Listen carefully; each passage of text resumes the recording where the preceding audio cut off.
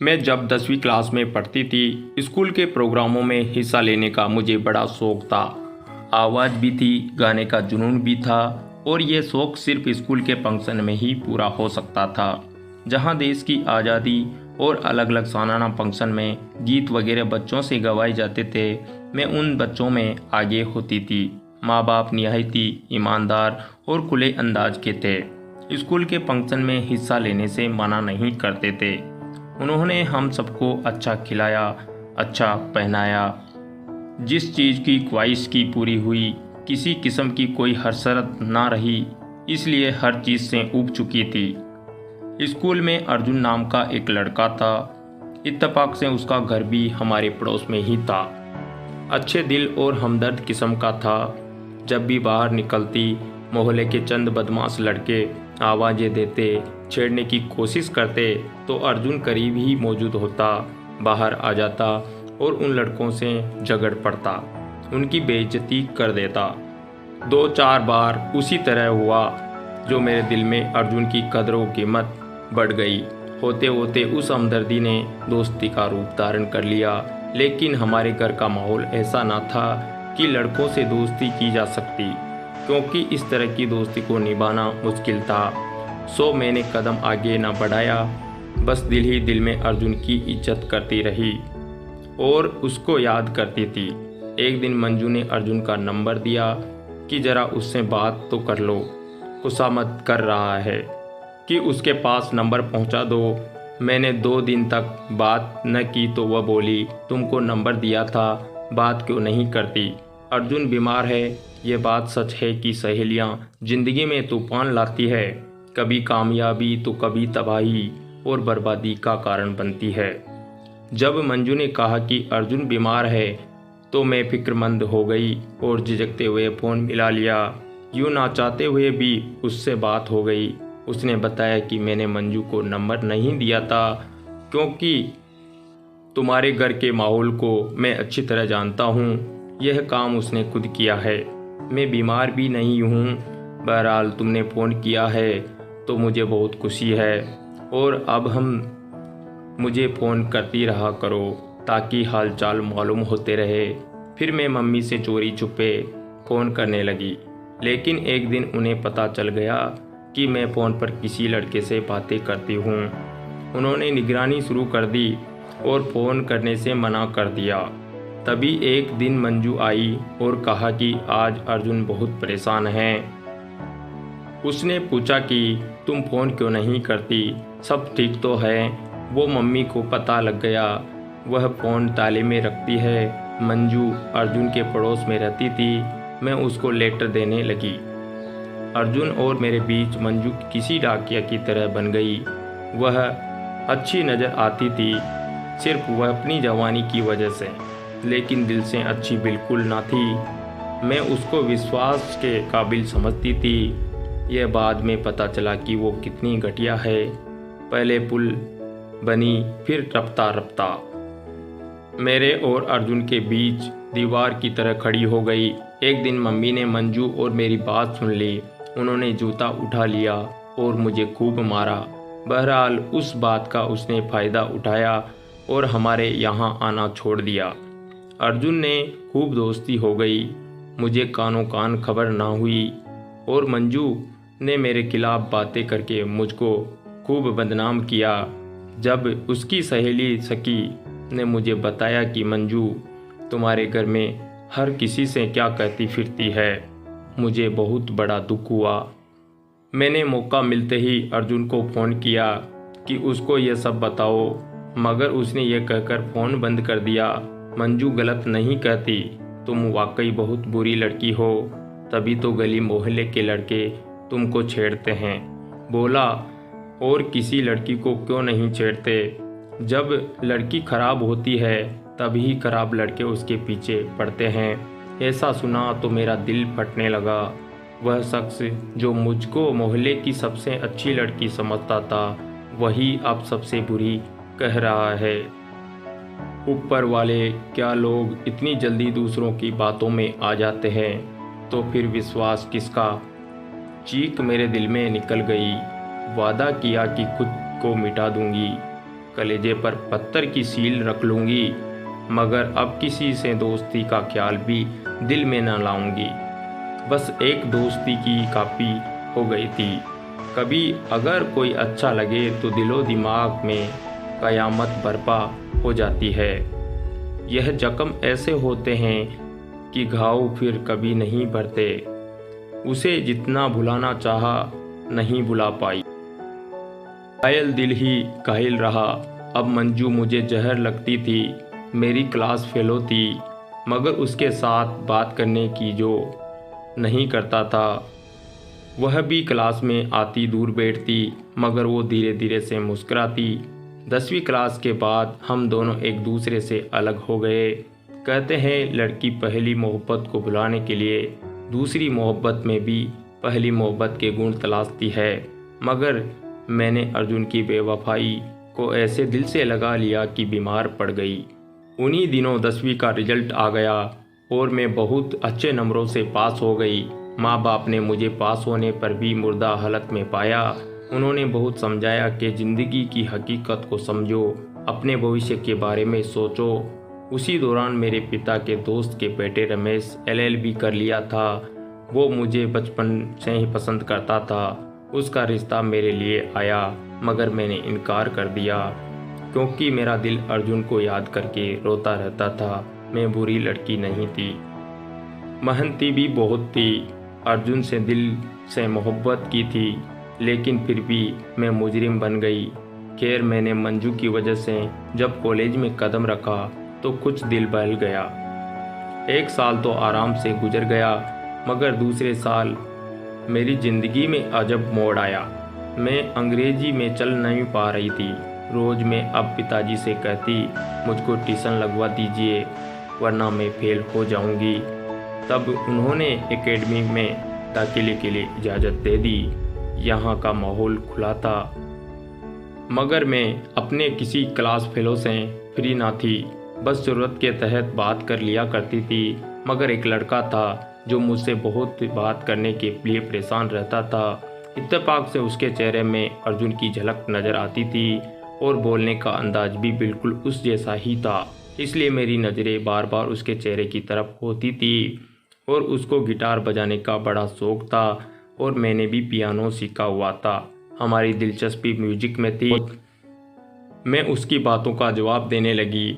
हमारी अक्सर ब्रेक में म्यूजिक पर बात होने लगी और यूं आहिस्ता आहिस्ता हमारी दोस्ती हो गई। हम बहुत खुश थे। रोहन ने अपनी माँ से भी मुझे मिलवा दिया और वादा किया कि वह अपनी माँ को रिश्ते की बात करने ज़रूर भेजेगा। यह सीधी सादी सच्ची दोस्ती की इंतहा थी, जिसमें रोहन ने साथ शादी तस्वर होता हुआ देखा। उसके बाद अमेरिका में थे, उसके बाबा अमेरिका में थे। वह एक अच्छे खासे बिजनेसमैन आदमी थे। बहुत अच्छा उनका बिजनेस था और काफ़ी रकम अपनी फैमिली को भिजवाते रहते थे। रोहन पुरसुकन माहौल और बड़ी सोचों का अमीर लड़का था, काफ़ी हंसमुख था। तभी हमारे 2 साल एक खुशगवार पलों से साथ गुजर गए और वक्त गुजरने का पता भी नहीं चला।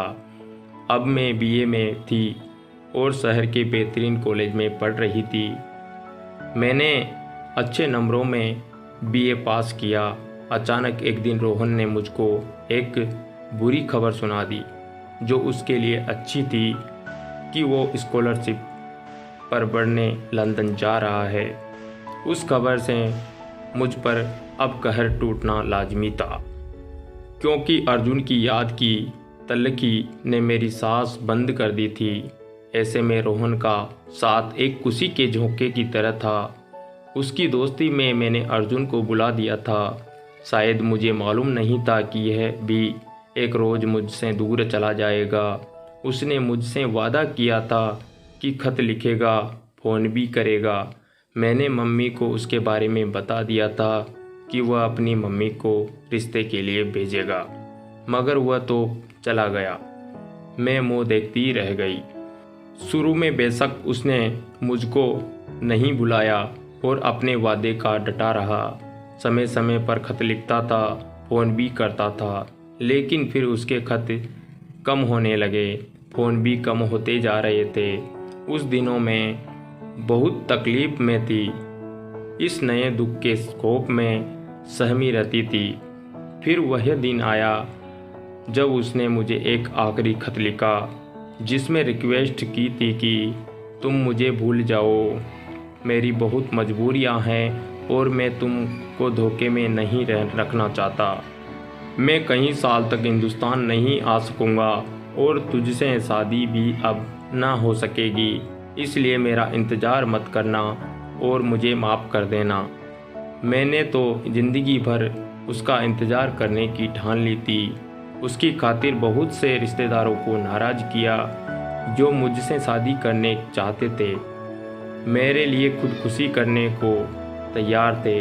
माँ बाप अलग से नाराज़ थे कि मैं इतने अच्छे रिश्तों से इनकार कर देती थी और ये के जाने में कौन सी ख्वाबों में दुनिया में रहती थी। ऐसे ही मेरे अनगिनत रिश्ते आने लगे। हर रिश्ते पर अब माँ बाप सोचने को मजबूर हो जाते थे। जाहिर है सभी माँ बाप चाहते हैं कि उनकी बेटी किसी अच्छी फैमिली में ब्याही जाए, उनके कंधों से उस कर्ज का बोझ उतर जाए जिससे माँ बाप की रातों की नींदें हरामी हो जाती है। मैं लेकिन बहुत दुखी थी। लगता था कि शायद अब मेरी खुशी के रास्ते सारे बंद हो चुके हैं। उन दिनों बीए की परीक्षा दे रही थी। मैंने शाम को कंप्यूटर क्लास ज्वाइन कर ली क्योंकि मुझे उस में दिलचस्पी थी। कॉलेज में हमारा एक ग्रुप बन गया और उस ग्रुप के एक लड़के ने मेरी उदासी की वजह पूछी, लेकिन मैंने टाल दिया। वह बाज न आया और रोज़ाना इसी टॉपिक पर सवाल करने लगा। उससे बात करने के अंदाज में इस कदर अपनाइत होती थी कि एक दिन मुझे उसकी सारी कहानी सुनानी पड़ी। उसने बहुत ही हमदर्दी से मेरी कहानी को सुना। अब वह मेरा बेहद ख्याल रखने लगा। जब मैं क्लास में होती उसका सारा ध्यान मुझ पर ही रहता और उसकी ज़िंदगी लगातार मुझसे जुड़ती जा रही थी। खुदा ने मेरी किस्मत ही ऐसी बनाई थी। जब मैं उसके व्यवहार में आकर्षित होने लगी तो उसने फ़ोन किया कि अभी तुमको एक और फ़ोन आएगा तो उसे सुन लेना। मैं कुश्ती की शायद मोहन के घर वालों का फ़ोन होगा और मेरी बेरुखी ज़िंदगी के दिन सुकून से गुजर जाएंगे। मगर वह मोहन के एक दोस्त का था जिसने मुझे पहले नमस्कार किया और मोहन के बारे में बताया कि वह पढ़ने के लिए आया है और पढ़कर चला जाएगा। आप उसके ख्याल में अपना कीमती वक्त बर्बाद ना करें। आप कौन हैं और ऐसा क्यों कर रहे हैं? उस सवाल पर उसने कहा कि बात यह थी कि जब आपको उदास देखा तो हम सब दोस्तों में एक शर्त लगी थी कि कौन इस लड़की से बात करेगा और उसको अपना बनाएगा। तो मोहन ने कहा था कि मुझे 3 माह लग गए, मगर यह शर्त जीत गया, यानी उसने आपको जाल में फंसा लिया। यह सुनकर मेरे पैरों तले से ज़मीन निकल गई और मैं बेहोश हो गई। माँ पिताजी मुझे उठाकर अस्पताल ले गए, जहाँ 2 दिन में गुमसुम भर्ती रही। डॉक्टर ने कहा कि उसको कोई दिमागी मसला है, कुछ है जो इसके अंदर ही अंदर खाए जा रहा है। आप इसे घर ले जाओ। मगर घर आकर मैं बहुत रोई थी कि आखिर ये मेरे साथ ही क्यों होता है। फिर मैंने हर किसी को बात करना छोड़ दी। मुझको चुप्पी लग गई। मैं जैसे कोई दिमागी मरीज बन गई। कोई बात करता तो जवाब ना देती, लेकिन अकेले में खुद से बातें करती। लोग मुझे अच्छे ना लगते थे। बस अपनी ही दुनिया में मगन रहने लगी। दिमाग में एक ही सवाल उभरता था, आखिर क्यों हमेशा ही ठुकराई जाती हूँ जब भी मैं बुरी लड़की नहीं हूँ। इस सवाल का जवाब मैं ढूंढ नहीं पाती थी। शायद इसी वजह से मैं दिमागी मरीज हो गई। लगता था जैसे जीने की चाहत आज ख़त्म हो गई है।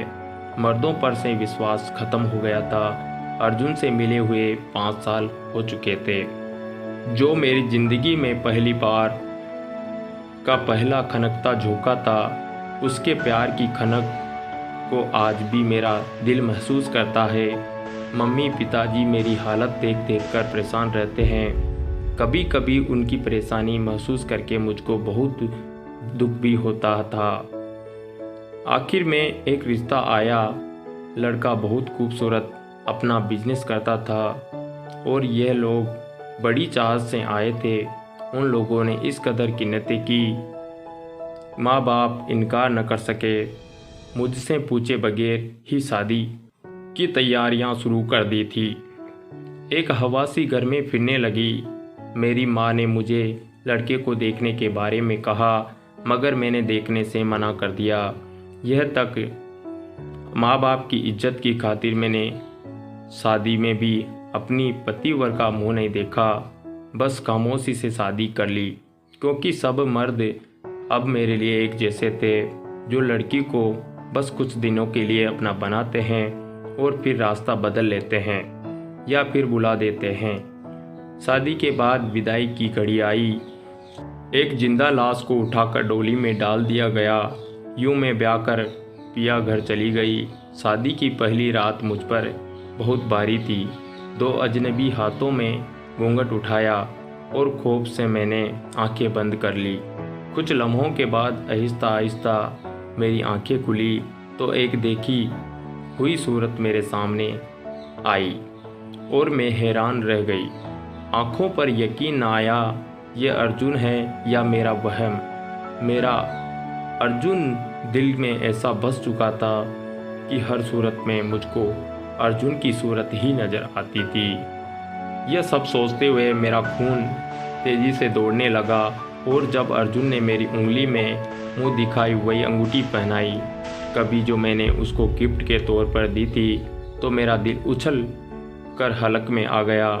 बड़ी मुश्किल से मैंने निगाहें ऊपर उठाई और फूट फूट कर रोने लगी। यह खुशी के आंसू थे, क्योंकि मेरे सामने मेरा अर्जुन ही था। वह तो हकीकत के रूप में मेरे सामने था, जिसकी तस्वीर में बस ख्वाबों में ही देखा करती थी। तो आज वाकई मेरा हकीकत का हमसफ़र भी बन गया था, जो मेरी पहली मोहब्बत था। तुमने इतने साल मुझसे बात क्यों नहीं की? मैंने शिकवा किया, मुझको बुला दिया और जाने को कहा था। क्यों? आखिर मैंने क्यों? क्या? इन सवालों का जवाब मैं आपको बाद में दूंगा। तुम्हारे साथ क्या हुआ होगा जितना मेरे साथ हुआ है, एक लंबी दास्तां है। तुम क्या जानो दूसरों के देश जाकर हम हिंदुस्तानियों को कितनी मुश्किलों का सामना करना पड़ता है। यह इतने सख्त दिन थे कि महबूब को क्या माँ बाप, बहन, भाई, दोस्त सभी को बुलाना पड़ जाता है। मेरे दोस्त तुम पर नज़र रखते थे, मैं अपने उनसे बात करता रहता था। तुम मेरे लिए बनी थी। ऊपर वाले से प्रार्थना करता था कि तुम्हारी किसी और से शादी ना हो और फिर तुम मुझे मिल जाओ। उस ईश्वर ने यह प्रार्थना स्वीकार की। मैं अपने हालातों से इस दौरान लड़ता रहा। आज परमात्मा से कामयाबी दी है, दौलत और तुमको भी मुझे दे दिया है, जो मेरी ज़िंदगी की सबसे बड़ी दौलत थी। मैंने बड़ी मुश्किल से पढ़ाई पूरी की है और उसके बाद वहाँ बिजनेसमैन भी किया और नौकरी भी की। आज मैं ऊपर वाले के रहम से बड़े ओहदे पर हूँ। तुम्हारे माँ बाप का कहना था कि अब तुमको रिश्ते के बारे में ही बताएंगे, क्योंकि तुम हर रिश्ते के इनकार कर देती हो। और अंजू, उसका क्या बना? मैंने सवाल किया। उसने मुझको अपने हुस्न के पिंजरे में बंद करने की कोशिश तो ज़रूर की थी, मगर दिल से राज़ी न हो सका था। अब अंजू और उसके किए की सज़ा मिल गई है। शादी के 2 साल बाद उसको तलाक हो गया है और अब वह घर बैठी है। आज मैं अर्जुन के साथ खुशी खुशी ज़िंदगी गुजार रही हूँ। 2 बच्चे की माँ भी हूँ। अर्जुन मुझसे बहुत मोहब्बत करते हैं और मेरी लड़कियों से गुजारिश है, कभी किसी पर एतबार न करे, वही करे जो माँ बाप कहते हैं। तो दोस्तों, ये हमारी आज की कहानी। उम्मीद है आपको बहुत पसंद आई होगी। आपका कहना है कि इस कहानी के बारे में कमेंट करके हमें ज़रूर बताएं। वीडियो को लाइक कर दीजिए और इसी तरह की कहानियाँ लगातार देखने के लिए चैनल को सब्सक्राइब करके बेल आइकन को दबाकर ऑल पर सेट कीजिए ताकि आने वाली वीडियो की नोटिफिकेशन आपको तुरंत मिल जाए। और आप अगली वीडियो में, तब तक के धन्यवाद। Bye bye. जय हिंद।